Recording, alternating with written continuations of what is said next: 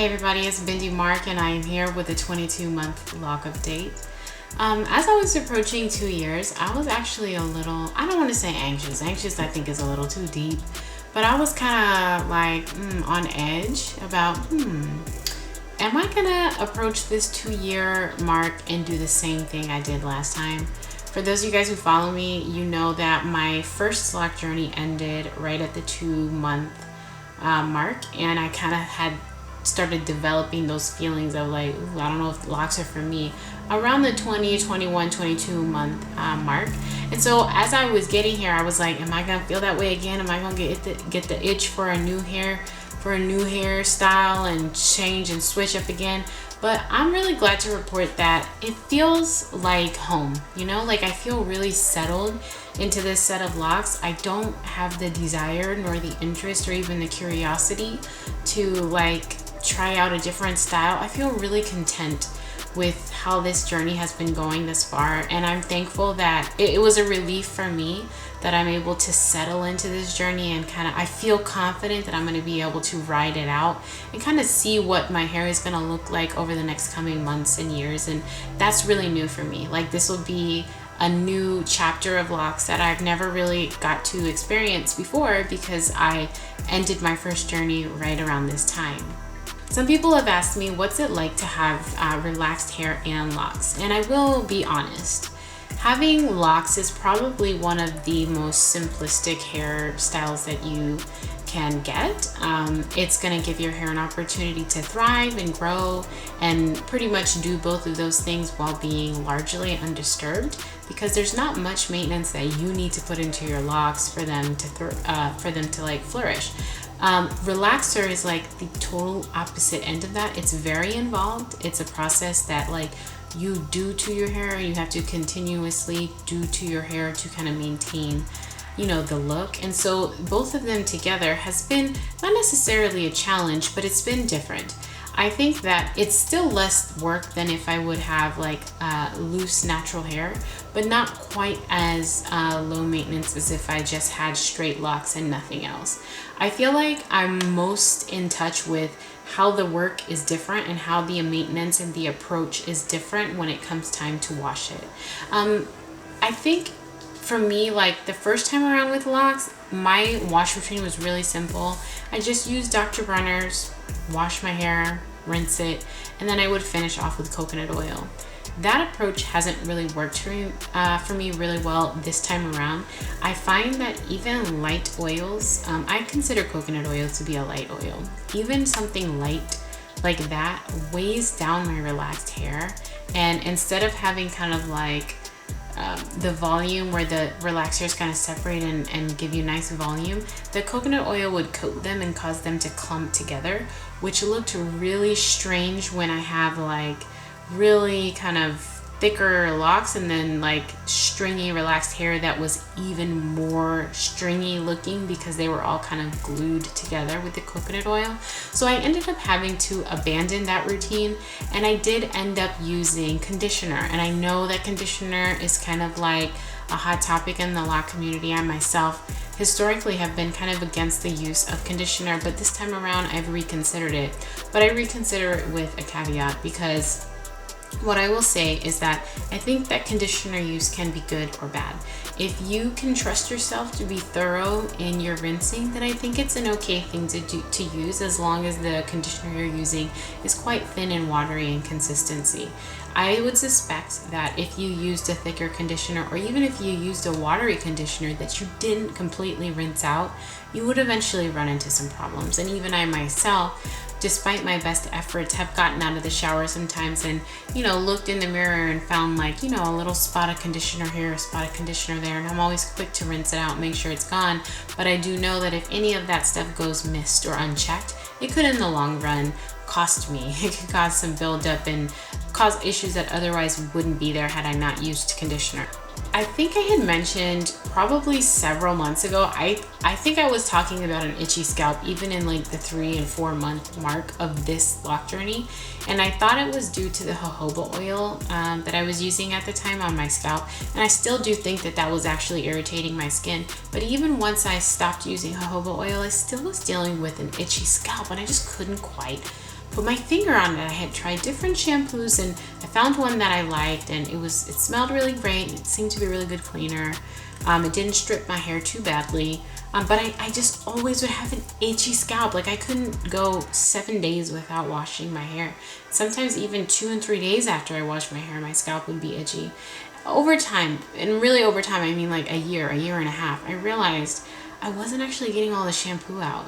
And that's really strange for me because I was being really thorough. I would like take the shower head, put it on like the power setting, and I would like really concentrate on my roots, using my fingers to agitate my scalp to work that shampoo out. And there was still shampoo left in there. And I didn't discover it until about a year and a half in. And I realized that's what was causing the itchy scalp for me.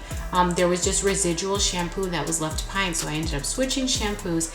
The new shampoo did strip away the old shampoo, and so there was no issue with that. But still, after a couple days, I would have that itching, and I kept doing the scratch test. Is there shampoo in here? There was no shampoo.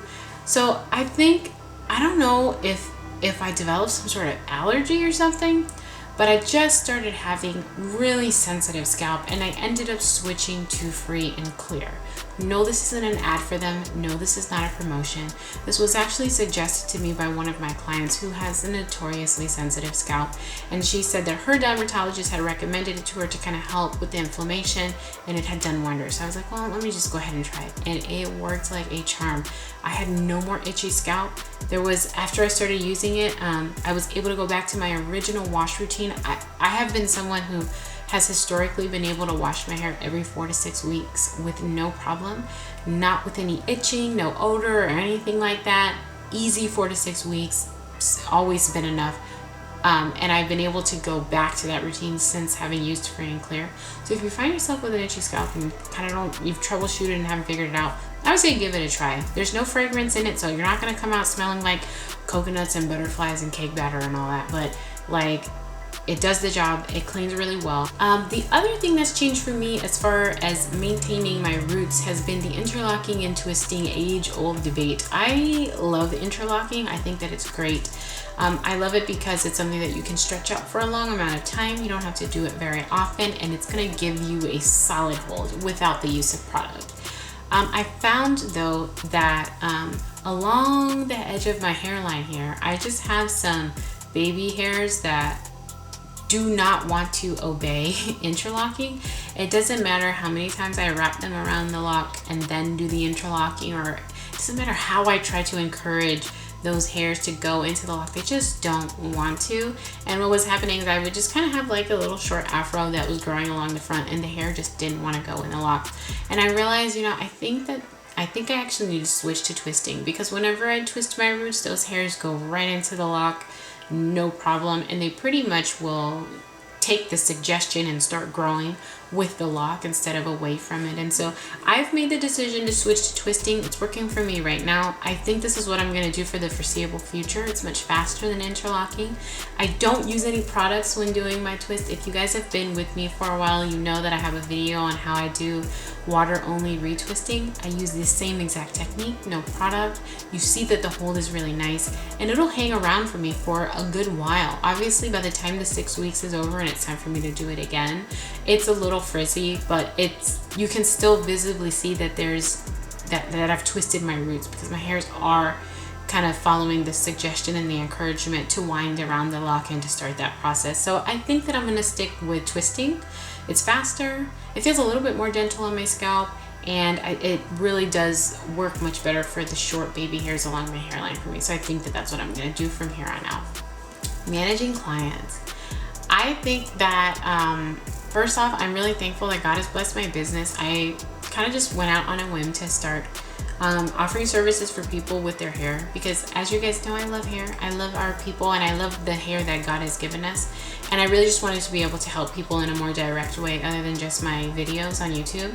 But I will say it's interesting that in working with other people, I thought that I was just like opening a business, but what has ended up happening is I have a much more, I have a deeper appreciation for the Lord and actually having worked with people's hair. And I know that sounds like, how do you jump from one to the other? But I've had experience taking care of my hair, my daughter's hair, my mother, my sisters, my grandmother. I worked with all of our hair, and I kind of thought, okay, I have an idea of what Afro textured hair looks like. Once I started working professionally and doing people's hair as a service, I realized, man, our God, the God that we serve, is much bigger and much more extensive than I originally thought. Because when I think about it, how many different ways can Afro textured hair look?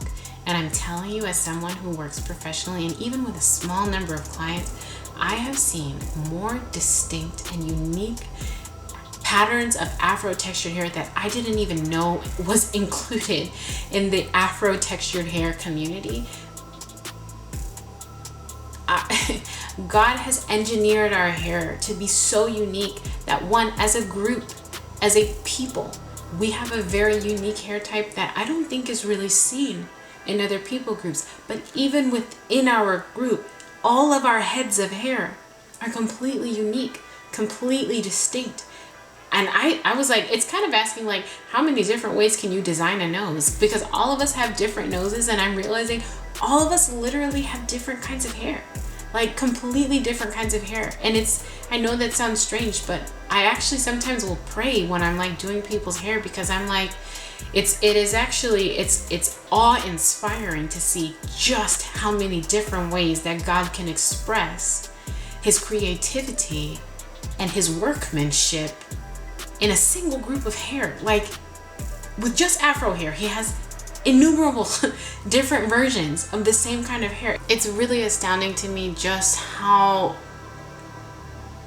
expansive and immeasurable his wisdom and skill and craftsmanship goes. And I'm like, and that's just with the handful of clients that I work with. Like, how many different heads of hair has God made? And it's unique to each and every person. It's like I said, it's strange that the hair would make me think about the Lord, that it would cause me to think about Jesus, and yet it does. But anyway, I just wanted to check in with you guys and give you an update on where I'm at with my hair, how everything is going. I do want to get Cruz on hair. Cruz, my daughter, she's coming up on her 2-year mark with her sister locks. Her hair is turned out and is continuing to become more and more beautiful, and it has been an extreme learning experience for me. And I thank God that he's like blessed my hands and given me wisdom to know how to kind of approach and address the challenges that we've had as it comes to her locks. But I think that that's a whole entire separate video, and I'd like to get her on here to show you guys what she's working with. But as always, thank you guys for tuning in, and I will see you next time.